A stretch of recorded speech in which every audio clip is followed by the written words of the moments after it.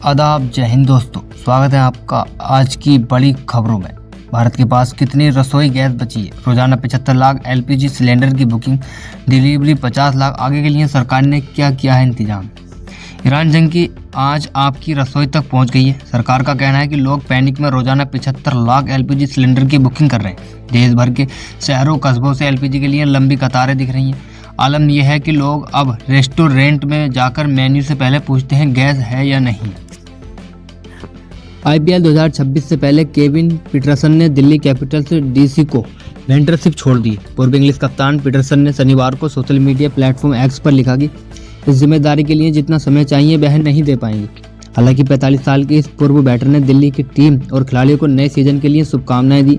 उन्होंने यह भी कहा कि वे आईपीएल के दौरान कमेंट्री बॉक्स में जरूर नजर आएंगे और भारतीय लीग का हिस्सा बने रहेंगे।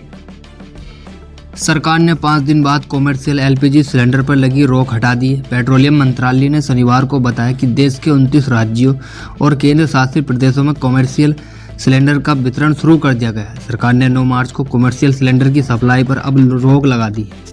पश्चिम बंगाल के कोलकाता में पीएम मोदी की रैली से पहले भाजपा और टीएमसी कार्यकर्ताओं में विवाद हुआ। गिरीश पार्क एरिया में दोनों ग्रुप ने एक दूसरे पर पत्थरबाजी की। पुलिस ने भीड़ को खदेड़ा है। पश्चिम बंगाल में उद्योग, वाणिज्य और उद्यम मंत्री शशि पंजा ने आरोप लगाया कि झड़प के दौरान मुझ पर ईंट मारी गई। भाजपा गुंडा नहीं, हथियारी है।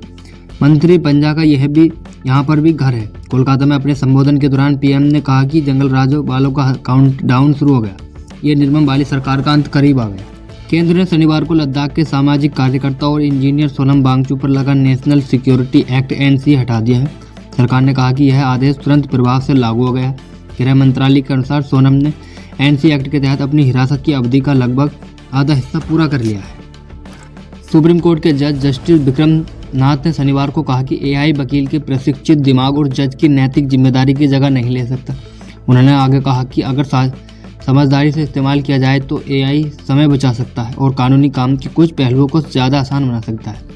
जस्टिस विक्रम तेलंगाना में एक कॉन्फ्रेंस को संबोधित कर रहे थे। जस्टिस नाथ ने आगे कहा कि टेक्नोलॉजी किसी नोट का ड्राफ्ट बनाने में मदद कर सकती है, लेकिन इसे कानून बनाने की इजाज़त नहीं दी जा सकती।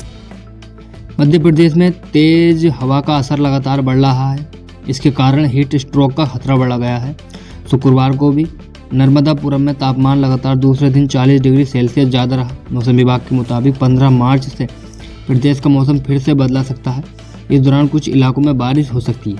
उत्तर प्रदेश में तेज़ गर्मी का असर दिखने लगा है और शुक्रवार को प्रदेश में पहली बार दिन का तापमान 40 डिग्री सेल्सियस ज़्यादा रहा। कांग्रेस नेता राहुल गांधी शुक्रवार को कांशीराम जयंती पर हुए संविधान सम्मेलन में हिस्सा लेने लखनऊ पहुंचे थे। इस दौरान उन्होंने दिल्ली यूनिवर्सिटी DU में जाति देखकर इंटरव्यू में फेल करने का आरोप लगाया। राहुल ने कहा, मैं दिल्ली यूनिवर्सिटी गया था।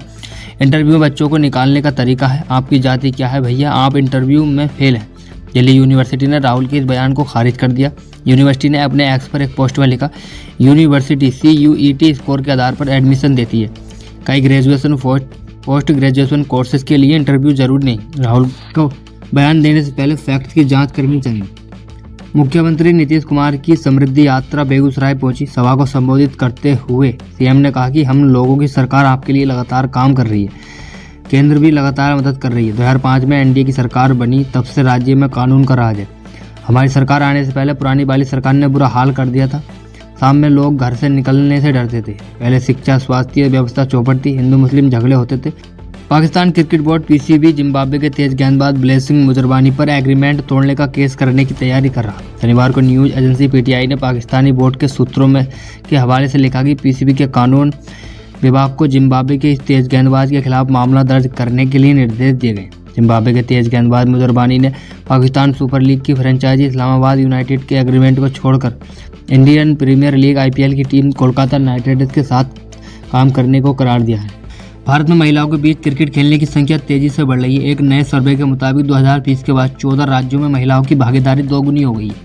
BBC और कलेक्टिव न्यूज़रूम की ओर से कराए गए इस सर्वे में 10,000 से ज़्यादा महिलाओं को शामिल किया गया है। जिसमें पाया गया कि 2020 में जहां सिर्फ 5% महिलाओं ने क्रिकेट खेलने की बात कही थी, अब यह आंकड़ा बढ़कर 10% हो गया है। युवा महिलाओं में बढ़ोतरी और तेज है। 15 से 24 साल तक की 16% लड़कियां क्रिकेट खेलती हैं, जबकि 2020 में यह आंकड़ा 6% था। इसी उम्र में वर्ग की हर 4 में से 1 लड़की ने खेल को करियर विकल्प के रूप में सोचने की बात कही।